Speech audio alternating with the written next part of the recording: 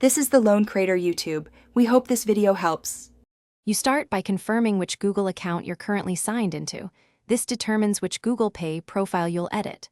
Once done, gather ID and bank/card details so you won't stop mid-process. Open the Google Pay app or visit Pay. Google.com, then tap or click Settings and Accounts to begin changing the linked account.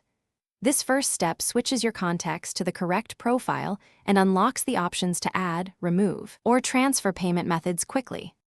Now add the new payment method. Choose Payment Methods, tap Add, and enter the card or bank data. Follow verification prompts like micro deposit or SMS code. After the new method is verified, set it as default to ensure future charges use it. Make sure recurring subscriptions are pointed to the new method by checking each merchant. If you're transferring between Google accounts, add methods to the target account and confirm automatic payments. Then remove methods from the old account. Finally, switch the Google account if needed by tapping your profile photo and choosing the target account, or sign into it. Verify identity through email, SMS, or two-factor prompts so Google Pay accepts the change. This step prevents fraud and links transaction history properly. Reconcile pending refunds or transfers before removing the old account's methods.